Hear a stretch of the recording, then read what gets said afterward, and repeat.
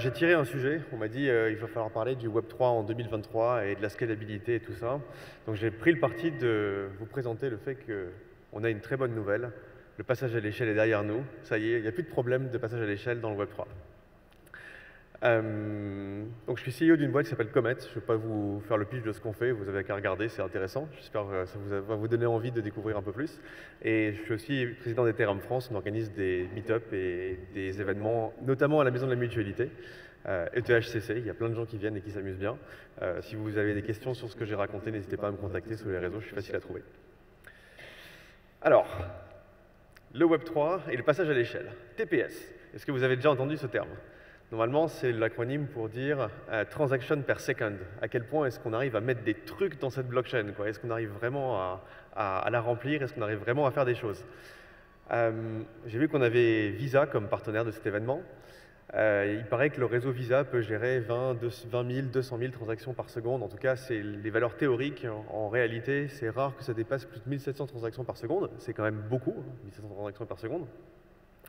S'il y a des gens de Visa qui veulent me corriger sur les chiffres, je serais content d'avoir plus d'infos que ça, ce que j'ai pu trouver sur Internet.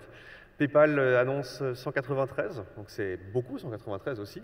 Et si on regarde les autres réseaux blockchain, enfin les réseaux blockchain, Bitcoin, on est autour de 7, Ethereum autour de 45, mais en réalité plutôt 13, parce que transaction, en fait, c'est un peu polysémique quand on regarde dans la blockchain. Et si on prend des blockchains qui sont vraiment construites pour mettre beaucoup de transactions comme Polygon, on est presque à 1000.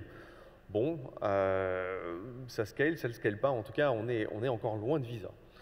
Alors, je disais tout à l'heure que comparer la scalabilité en disant mais les transactions, voilà, il faut mettre plus de transactions. Si on veut mettre tout le système financier sur la blockchain, il va falloir que ça scale, quoi.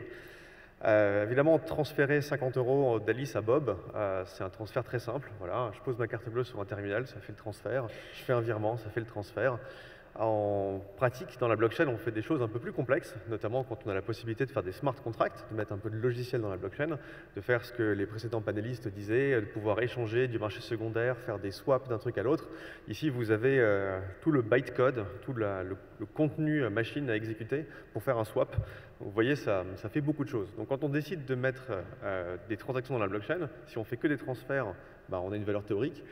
Si on fait autre chose que des transferts et qu'on appelle les smart contracts, ça devient difficile de mesurer. Qu'est-ce que c'est qu'une bonne transaction dans une blockchain? Voilà, on peut faire ces comparaisons, mais en tout cas, c'est pour vous faire sentir que quand on veut faire scaler une blockchain, on veut aussi faire scaler ce qui s'exécute à l'intérieur. Et ce problème de faire scaler les blockchains, il s'oppose en partie avec l'idéologie derrière la blockchain, ou en tout cas la conception initiale de la blockchain. Alors, pour faire très simple, une blockchain, c'est un réseau d'ordinateurs qui se partagent la même base de données, qui la mettent à jour régulièrement. Il y a aussi une unité de compte qui est censée un peu réguler comment ce protocole s'organise, faire attention qu'il n'y ait pas trop de transactions au même moment, que les gens payent des frais quand c'est un peu congestionné et tout ça. Et on aime bien, dans une blockchain, avoir autant de réplications que possible. Parce que s'il n'y a que 2 nœuds dans une blockchain, s'il n'y a que 2 paires, il y en a un qui tombe et il n'en reste plus qu'un, il y en a 2 qui tombent, il n'y a plus rien. Donc si vous avez un réseau comme Ethereum ou comme Bitcoin, vous avez une dizaine de milliers de nœuds, c'est très pratique parce qu'une dizaine de milliers de nœuds, c'est très difficile de faire tomber tout en même temps. Donc vous cherchez à avoir autant de nœuds que possible. Et puis vous aimeriez bien aussi que quand il y a une transaction dans votre blockchain, elle soit rapidement intégrée dans la base de données et qu'elle y reste. Pour de bon, qu'il n'y ait pas un historique alternatif qui débarque et qui vienne dire « Ah non, mais en fait, c'est celui-là le bon historique. Ah bon, mais du coup, ma transaction n'était pas finalisée. Enfin, qu'est-ce qui se passe ?» Donc c'est aussi une des propriétés très désirables pour la blockchain et pour les applications financières notamment, c'est que ces modifications soient passées très vite et elles soient passées pour de bon. Et puis idéalement, on ne voudrait pas quelque chose qui coûte beaucoup plus cher que ce qui existe aujourd'hui et qui coûte cher en général. On aimerait bien que les choses soient le moins cher possible pour que ça soit utile de mettre ça dans une blockchain. Alors l'approche vraiment naïve pour faire scaler de la blockchain, c'est de dire on va faire des blocs plus gros. Tant qu'à faire, puisque c'est une chaîne de blocs, autant de faire des très gros blocs et on aura une très grosse blockchain.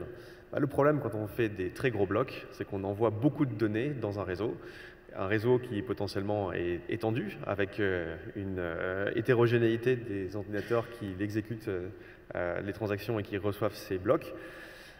Fondamentalement, quand vous mettez des gros blocs, vous allez mettre en dehors du réseau, désynchroniser plusieurs de vos paires. Donc on ne peut pas trop faire augmenter la taille des blocs sans poser de problème sur la pérennité du réseau. On pourrait faire des blocs plus rapides aussi. On pourrait dire, bah, on n'a qu'à rester sur des petits blocs, comme ça ils se diffusent bien, mais on en fait beaucoup, beaucoup. Mais quand vous avez beaucoup, beaucoup de blocs très, très vite, vous arrivez aussi à des partitions. C'est-à-dire qu'il y a des morceaux du réseau qui ont commencé à avancer sur un historique, et puis ils n'ont pas reçu la suite, et puis il y a un autre historique qui se forme. Donc vous avez des problèmes de finalité à ce moment-là. Ah, c'est pas pratique. Et puis au final, quand vous commencez à mettre beaucoup, beaucoup de transactions, que ce soit avec des blocs plus gros ou des blocs plus rapides, ou les deux, ou un peu des deux, vous arrivez aussi à avoir plus d'usage potentiellement. Vous commencez à mettre des choses qui sont de plus en plus proches du retail à l'intérieur de votre blockchain. Et fondamentalement, vous avez de la congestion. Et qui dit congestion dit priorisation à ceux qui veulent payer le plus de frais, et donc potentiellement des frais plus élevés. Alors comment qu'on fait? Puisque je viens vous apporter la bonne nouvelle que c'est réglé. Avec Ethereum, on a eu une approche sans compromis, en disant on va garder au niveau d'Ethereum un maximum de sécurité et on va essayer de faire hériter cette sécurité à d'autres chaînes et à d'autres applications.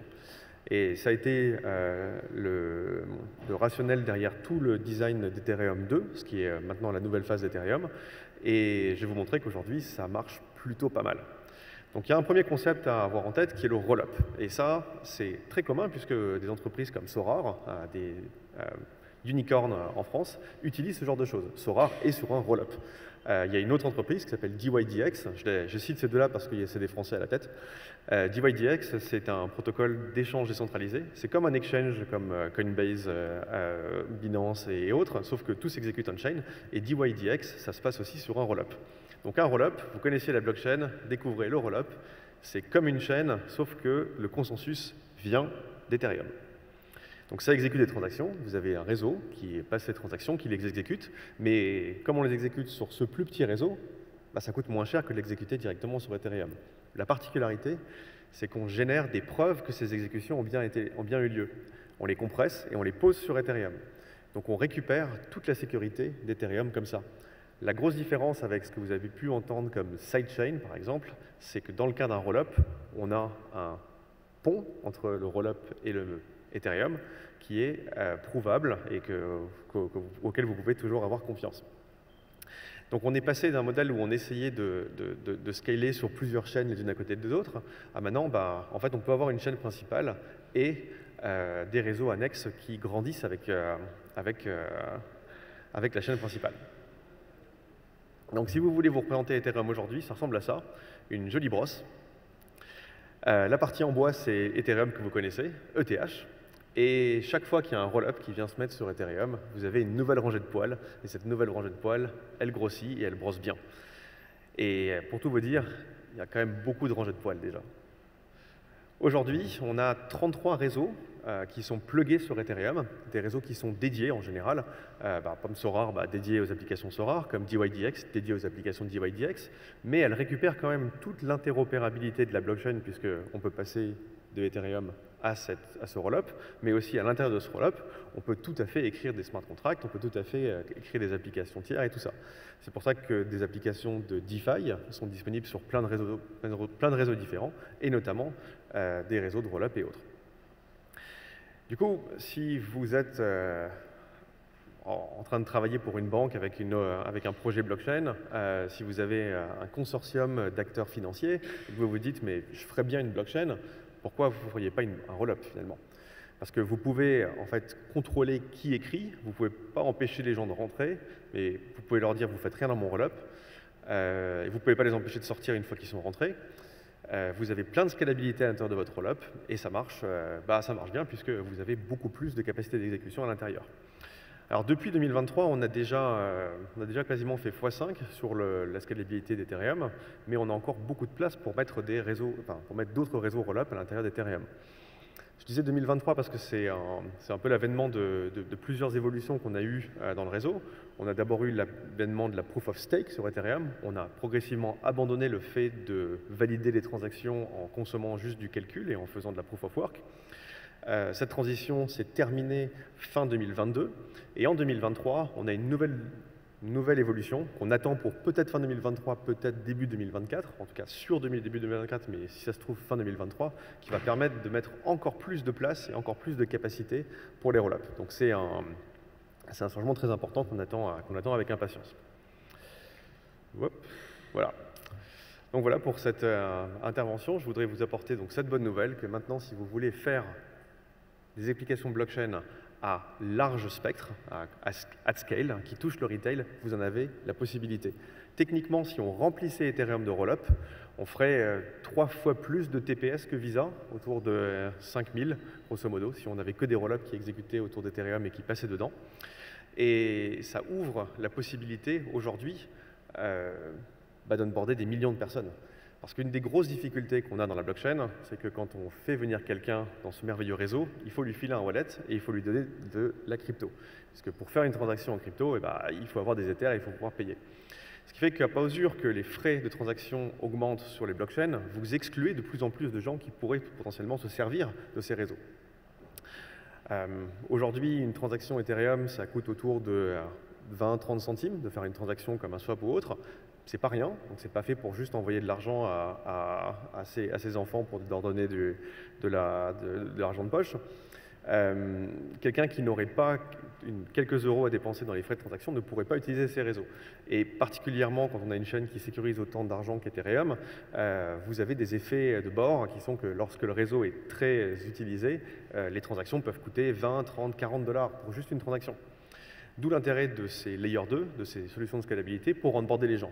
Vous avez de l'exécution qui est très peu chère, qui est d'autant moins chère que vous choisissez de peu vous référer à la chaîne principale pour récupérer votre sécurité. Et vous êtes complètement en capacité, vous professionnels qui exécutent sur ces chaînes, vous êtes complètement en capacité de sponsoriser les transactions de vos utilisateurs.